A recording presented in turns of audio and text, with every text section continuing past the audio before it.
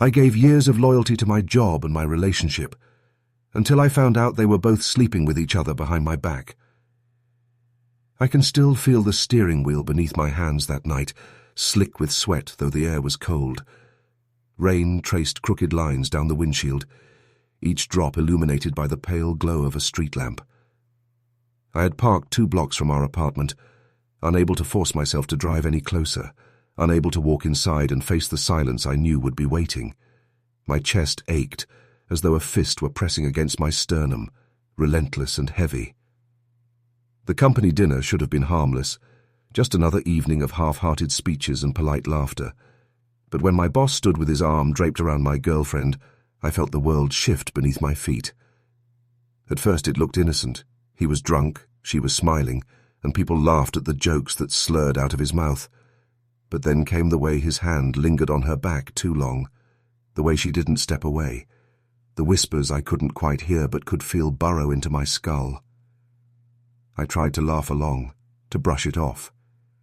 I clinked glasses, forced a smile, nodded at co-workers as though nothing inside me was breaking. But her eyes told another story.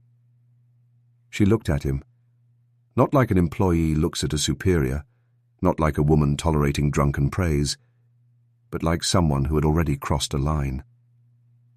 On the drive home, she stared out the passenger window as if the world beyond the glass was more interesting than me. Her phone lit up once, twice, each time she angled it away, her thumbs moving fast before she slid it face down into her lap. I gripped the wheel tighter, telling myself not to ask. Not yet. The apartment felt colder than usual when we walked in. She tossed her shoes by the door, muttered something about being tired, and disappeared into the bedroom. Lingered in the living room, staring at the framed photo on the wall, the one of us at the beach 2 summers ago. Her arms looped around my shoulders, my hand pressed against the small of her back. We looked happy, like 2 people building a future. I wondered if that moment had already been a lie. I poured myself a glass of water and sat on the couch, staring at the watch on my wrist. My father's watch. He gave it to me the day I graduated college, told me it would remind me of time well spent. Tonight it felt like a cruel joke. Time wasn't well spent. It was wasted, bled out, handed over to someone who didn't deserve it. When I finally walked into the bedroom, she was already in bed, turned away from me. The faint scent of her perfume hung in the air, sweet, familiar, once comforting, now suffocating. I lay down beside her, staring at the ceiling, listening to the rhythm of her breathing until it slowed into sleep. My chest still throbbed, my mind replaying every detail from the dinner, his laugh, her smile, the way she didn't pull away. I told myself I was imagining things. I told myself trust mattered. I told myself she was just tired, that she was loyal, that the woman who once kissed my forehead and told me she'd wait tables forever if it meant supporting my dreams wouldn't betray me. But denial is a thin blanket. It doesn't keep out the cold. Around midnight, when her breaths were deep and steady, I reached for her phone on the nightstand. My hands shook as I typed her code. My birthday. Of course it was still my birthday. Some part of her was still cruel enough to leave it that way. The screen lit up, and with it, my world dimmed. There he was, his name, my boss, thread after thread of messages, some short, some long, some that left nothing to the imagination. Pictures, plans, hotel receipts. My stomach turned, bile rising in my throat. I scrolled until I couldn't anymore, until my vision blurred and my chest felt hollow. It wasn't just suspicion anymore. It was proof. I dropped the phone back onto the nightstand and rolled onto my back, staring into the dark. My breath came shallow, my jaw clenched so tight it ached. Beside me she stirred slightly, curling deeper into the blanket, oblivious to the storm she had unleashed. I thought of everything I had given her, The long hours at work, the dinners I skipped, the debts I swallowed so she wouldn't have to. I thought of the cologne she had once bought me for my birthday, saying it made me smell like home. Tonight, I wondered if she had ever meant it, or if she had already been imagining someone else. Sleep never came, only silence, thick and crushing. That was the night everything broke. The night the life I thought I was living split open, revealing something rotten beneath. I didn't confront her. Not then. I couldn't. The words froze in my throat, heavy as stone.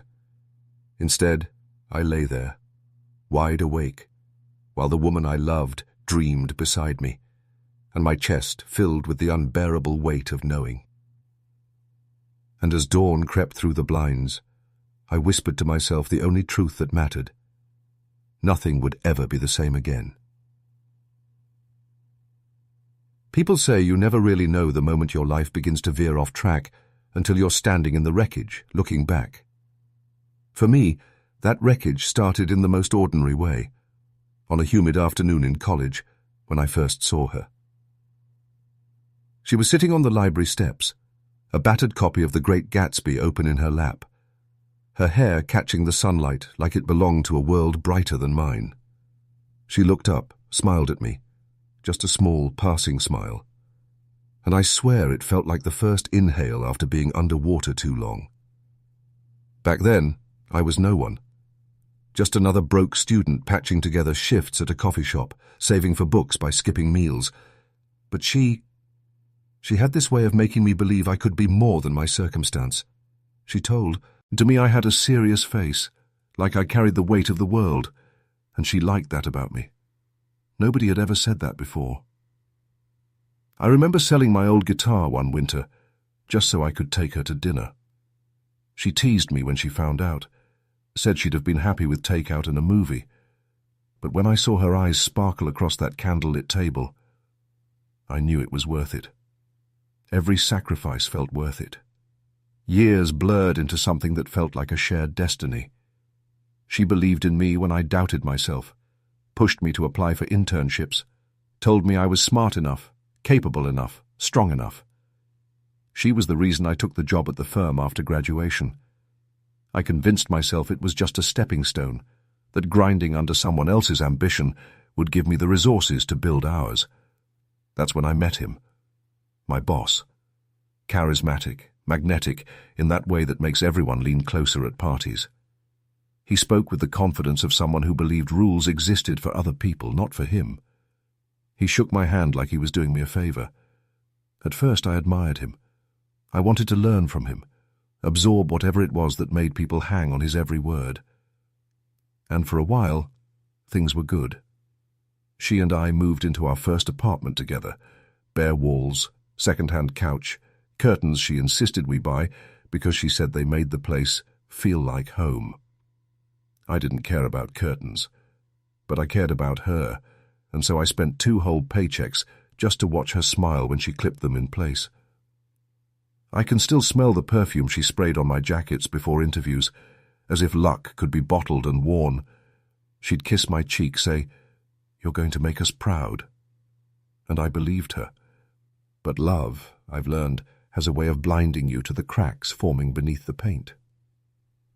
Friends pulled me aside sometimes, asked if I'd noticed how she laughed a little too, along at other guys' jokes, or how she liked attention in ways that left me uneasy. I brushed it off. I told them trust was the foundation of what we had. And I meant it. If you don't trust the person you're building your life with, what's the point of building at all? At work, whispers about my boss's reputation floated around, how he mixed business with pleasure, how he had a taste for women who weren't his. I laughed it off, told myself it was gossip from jealous co-workers. He was married, for God's sake. He had children. Surely not. But red flags are easier to ignore when your heart is invested in the illusion of safety. I still see it clearly. Nights when I stayed late at the office, chasing deadlines, my boss's shadow long gone down the elevator shaft, while I sat under fluorescent lights, eyes burning from the screen. I'd check my phone and see a message from her. Going out with friends. Don't wait up. I wanted to believe it. I did believe it. I'd drive home through empty streets, park outside our building, and look up at the window where our bedroom light sometimes still glowed. I told myself this was what sacrifice looked like. This was the grind, the investment, the cost of building something lasting.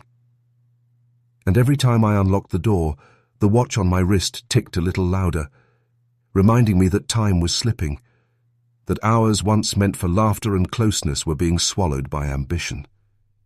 Yet I pressed on, because I thought I was working toward us. There's a picture etched in my memory. Me, slumped over the kitchen table, half-finished takeout in front of me, papers scattered across the wood, the chair across from me empty, her laughter echoing faintly through the phone when she called to say she was staying out later than expected. I'd close my eyes, inhale the faint scent of her perfume lingering on the cushion beside me, and tell myself it was enough. That love meant patience, that the life we were building was still ours. But in the silence of those nights, something inside me always stirred, an unease I shoved down, a voice I refused to hear. I didn't know it then, but I was already standing on a fault line. The life I thought I was building wasn't ours at all. It was mine, stacked brick by brick, while she quietly laid foundations elsewhere. And when the ground finally gave way, when betrayal revealed itself in full, I realized all those ignored warnings, those empty nights, those subtle cracks. They weren't small at all. They were the truth trying to claw its way into the light. I just didn't want to see it. I used to believe betrayal would come like a thunderclap, loud, obvious, a storm crashing through the windows, leaving no doubt about what was happening. But in truth, it arrived in silence, like a whisper I didn't want to hear. It was late. I'd worked another 12-hour shift at the firm, combing through reports I didn't care about, wearing down my spine on a chair that felt like penance more than comfort. My phone buzzed on the desk, a text from Claire. Staying late with a friend. Don't wait up. It wasn't the first time, but something in me lingered on those words. Don't wait up. As if she knew I was still the man who waited for her shadow in the doorway, for her perfume drifting through our apartment like the promise of home. That night, I walked home instead of taking the train. The city was cold, but the wind cleared the smoke of numbers and deadlines from my head. I kept thinking about the watch she gave me when I got promoted, the one I wore like a badge of belonging. "You're becoming the man you were meant to be," she'd said, fastening it around my wrist. Now, under the streetlights, it felt heavy, like a shackle instead of a gift. When I stepped into our apartment, the first thing I noticed was the cologne. Not mine, not hers. A sharp, musky scent that clung to the air, stubborn and invasive. I froze in the doorway. My body knew before my mind allowed it. The living room was too clean. Her coat was tossed on the couch in a way that wasn't her. And then, on the armrest, a cufflink. Gold, polished, expensive. Not mine. I picked it up like it was evidence from a crime scene. My chest tightened, breath catching in my throat. My boss. Adrian wore cufflinks like that, always flaunting them during meetings, rolling his sleeves just enough to let them glint under the fluorescent lights. I tried to reason with myself. Maybe he stopped by. Maybe it was innocent. But I knew. Deep down, I knew. The human heart doesn't need proof. It feels the knife even before it pierces. I went to the bedroom, each step like walking into a minefield. The bed was neatly made, which was wrong. Claire never made the bed before leaving. She said it was pointless, that we'd just mess it up again at night. But tonight, the sheets were tucked tight, as if someone had erased a scene they didn't want me to see. I sat on the edge of the mattress, the cufflink burning in my palm. That's when my phone buzzed again. Another message. With Emily. Talking through things. You know how it is. A lie. Clean. Practiced. I laughed then. A hollow, broken laugh that echoed against the walls. I wasn't laughing because it was funny. I laughed because the weight of it all was crushing, and the sound was the only thing that kept me from screaming. Over the next few weeks, the truth unraveled like thread pulled from a sweater. Late nights turned into weekends with friends. Conversations with Adrian lingered too long in the hallway. I noticed the way her eyes shifted when I asked simple questions, the way she touched her hair when she said his name. And once, when she thought I was asleep, I heard her whispering on the phone, her voice softer than it had ever been with me. It broke me in pieces, not all at once, but slowly, like glass cracking under pressure. Each lie was a fracture, each excuse another splinter, until I barely recognized myself in the mirror. The man staring back was hollow-eyed, skin sallow under the bath rail, umlaut. My tie hung crooked. My watch felt like dead weight, and every morning I practiced a smile that didn't reach my eyes. I thought about leaving, packing a bag, walking out the door, never looking back. But something held me.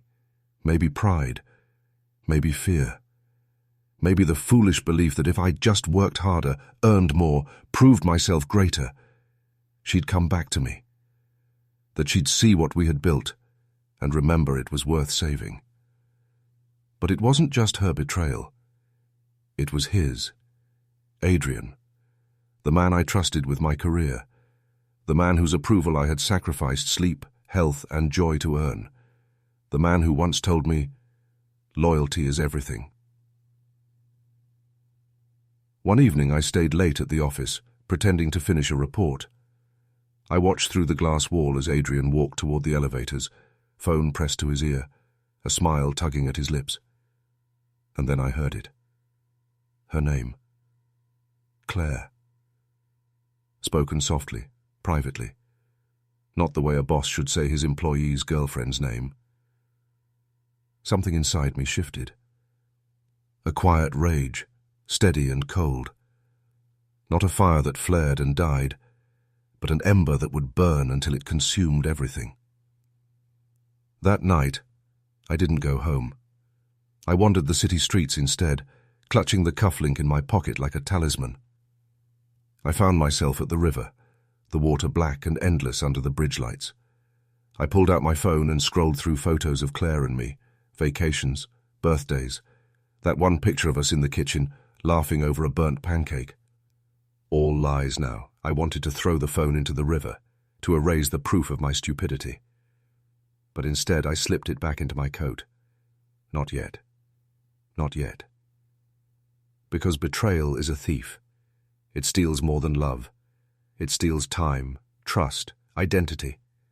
And I wasn't ready to let them walk away with all of it. Not without a reckoning. So I went home. I lay beside her as she slept, her breathing even, her fate. She turned away from me. I stared at the ceiling, the weight of silence pressing down. And in that silence, I made a promise to myself. This wasn't the end of me. It was the breaking, and the breaking was where something new could be born. I remember the silence most of all. Not the silence of peace, but the kind that follows an explosion, where smoke still lingers and your ears are ringing, but you know the world has changed. That was the silence in my apartment the morning after I walked out of her life, or maybe she walked out of mine. Either way, the wreckage was mine to sweep. I didn't pack much. A duffel bag with clothes, my father's old wristwatch, and the leather-bound journal she once gave me when she said, "Write your future in here."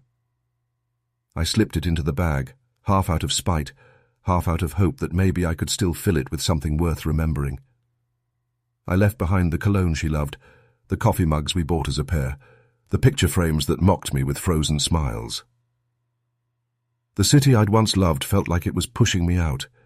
Every corner, every cafe, Every office building a reminder of betrayal. So I drove.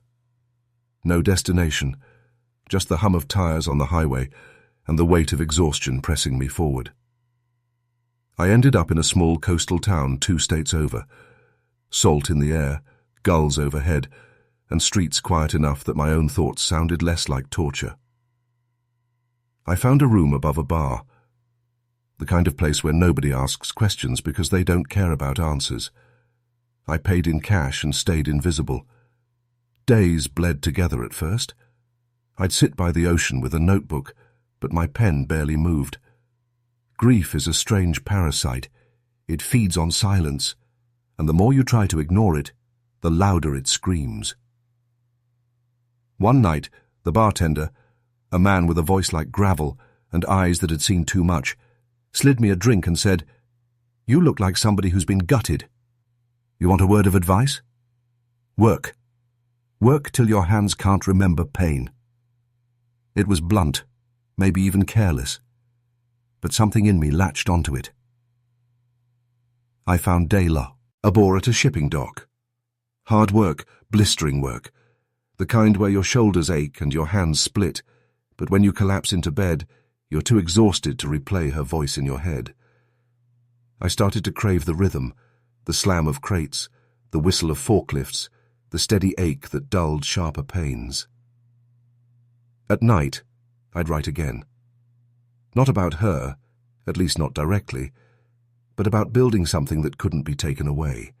Pages filled with sketches of ideas, fragments of sentences that sounded more like battle cries than business plans. My father's watch ticked steady on my wrist, and I realized it was the only sound in the room that didn't remind me of loss. There were still nights when the ocean mocked me with its endlessness, when I wondered if I'd ever crawl out of this hole. But then came small sparks, men at the dock asking me about logistics, about how shipments could move faster. I'd explain offhand, not realizing I was laying down blueprints for something larger. I wasn't healed. Not yet. But for the first time since everything shattered, I wasn't just surviving her betrayal. I was surviving myself. The days after I left felt like standing in the aftermath of a storm. Everything was quiet, but the silence wasn't peaceful. It was the hollow echo of something broken. My life, once carefully pieced together, was scattered like glass on a tiled floor, and I had no choice but to start sweeping, one shard at a time. At first, I barely had the strength to move. I slept on a mattress too thin for my back, in a room that smelled faintly of mildew, with a single cracked window letting in the city's restless hum. Some mornings I would wake drenched in sweat, my chest tight, my mind replaying the sight of my boss's hand brushing her hair away, the sound of her laughter in his office. I had no pictures of us left, but the memories clung like shadows. Still, there was this ember inside me, small but stubborn. It whispered, "You're still here." I found work where I could, unloading crates, sweeping warehouses, moving boxes that weighed more than my body wanted to handle. Every bruise, every ache, every torn callus felt like punishment and penance. Sweat became my new prayer. Hunger, my reminder that I hadn't given up. But the longer I worked for others, the more I saw him everywhere. My boss's smirk lived in the corner of every paycheck. His shadow seemed stamped on every contract, every order shouted at me by some other man in charge. And with each insult, each long night dragging my body home, I felt something hardening inside me. It started small. I saved coins in a jar I found in the trash. At first, the sound of a single coin clinking against glass seemed pathetic, like trying to fill an ocean with raindrops. But over time, that jar became a symbol. Each coin was a refusal to stay broken, a refusal to keep kneeling. One night, after a double shift, I sat at the edge of my bed staring at that jar. The light from the street outside cut across it, making the seal in shimmer like tiny suns. My hands trembled as I realized this is the beginning. Not much, but enough to prove I still had a say in my own story. I started sketching ideas in a battered notebook, logos, plans, lists of what I would need to start something of my own. Something small, something real, something that would belong only to me. The pages smelled of dust and ink, but when I flipped them, I felt the rush of possibility. Every scribble was a brick in a house no one could steal. There were setbacks. Nights when I doubted myself so much I nearly threw the jar against the wall. Days when exhaustion threatened to flatten me. But then I'd hear it again. That whisper. You're still here. The first thing I bought wasn't even for me. It was an old coffee maker, scratched and dented, that I placed in the corner of the warehouse where other workers slumped on their breaks. I poured cups for them, charged nothing, just to see them smile for a second. And when they asked why, I shrugged. But deep down I knew. It was the seed. Kindness first, then trust, then something more. Every day I added to it. More coins in the jar, more notes in the notebook, more belief that the man who had stolen from me, my love, my dignity, would one day watch me build something so big, so undeniable, that even his laughter couldn't drown it out. I wasn't there yet, but for the first time in months, I wasn't drowning. I was climbing. And as I lay in that broken room, the sound of coins clinking in glass became my lullaby, a song of survival, of defiance of the man I was becoming. The day I walked back into that building, the air itself seemed heavier, like the walls still remembered me as the man who used to walk through them with hope in his chest and faith in his eyes. My footsteps echoed against the marble floors, steady but charged, each one carrying the weight of sleepless nights, bruised hands, and the sound of coins clinking into glass. He was still there, my former boss. His office, with its polished wood and glass walls, looked just the same, like time hadn't touched it. He sat at his desk, older maybe, a little softer around the edges, but still with that smug curl of a smile he always wore, like the world bent to his will. When his eyes lifted and met mine, I saw the flicker of recognition, then surprise. He leaned back in his chair, the kind of lean that said he wasn't worried, that I was still the same man who once begged him for extra shifts, who once smiled while breaking under the weight of betrayal. But I wasn't that man anymore. I didn't storm in with rage. I didn't shout or threaten. I simply placed the folder I carried onto his desk. Inside were contracts, supplier lists, and numbers. My numbers. Proof of what I had built. Proof that the man he once thought disposable now had something strong enough to rival him. He picked it up casually at first, flipping through the pages, but I saw it. The twitch at his jaw, the pause in his breath. Each page stripped away his smirk like peeling paint. "You've done this?" he finally asked, his voice flat. "I did," I said, steady, "while you were busy taking what wasn't yours." The silence that followed wasn't quiet. It roared. It carried with it every night I'd bled into my work, every memory of her laughter behind his door, every coin dropped into that jar, while I wondered if survival was enough. I leaned in, not close enough to threaten, but enough to let him see my eyes. "You too. Thought you broke me, but you only sharpened me."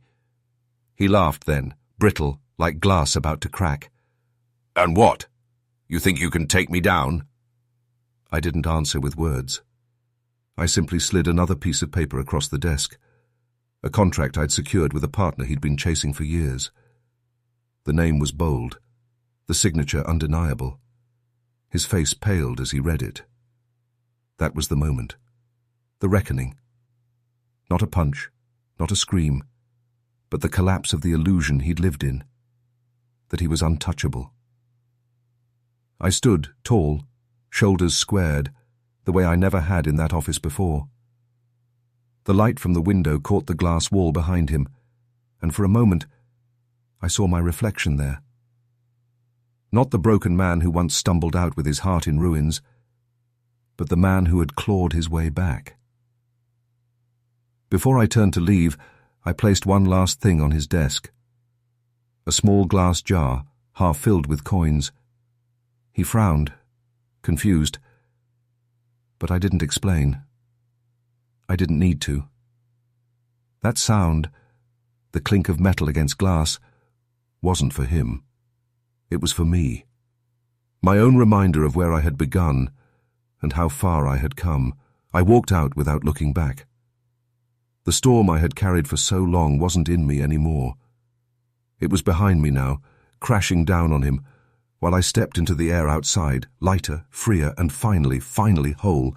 The night after the deal was signed, the city lights hummed below my office windows like 1,000 restless thoughts.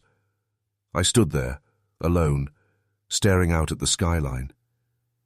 It wasn't the view that held me, but the weight of everything that had led me here.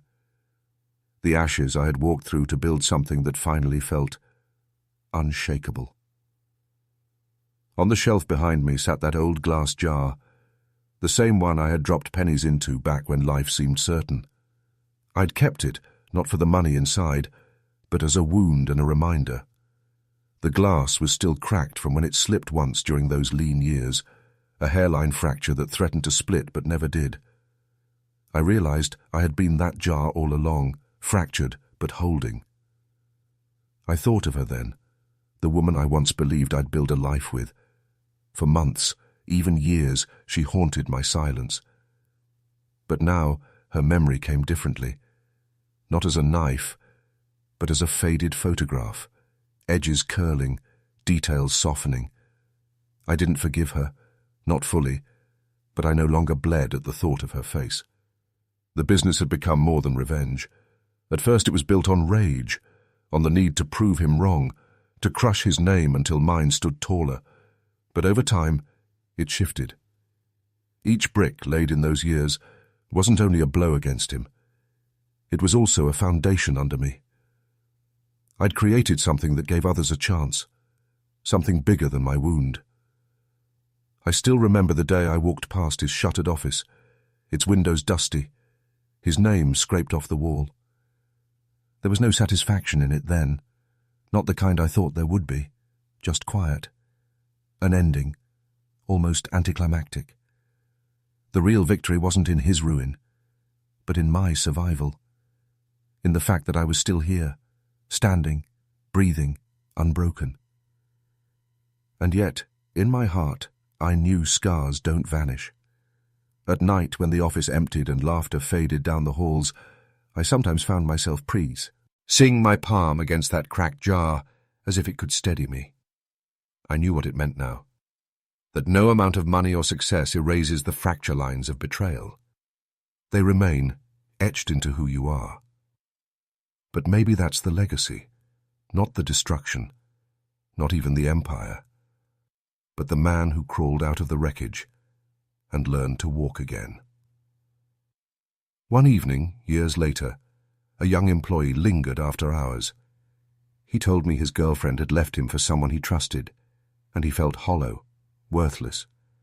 I listened, really listened, and for the first time, I heard my younger self in someone else's breaking voice. I placed the jar in his hands. "It's cracked," I told him, "but it still holds." He didn't understand fully then. Maybe he wouldn't for years, but I knew he would carry it like I once did. That's how legacies are born. Not in the revenge, not in the victory, but in the passing of survival, the proof that even shattered things can endure.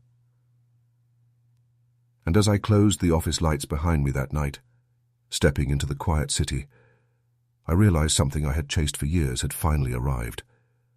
Not triumph, not vindication, but peace.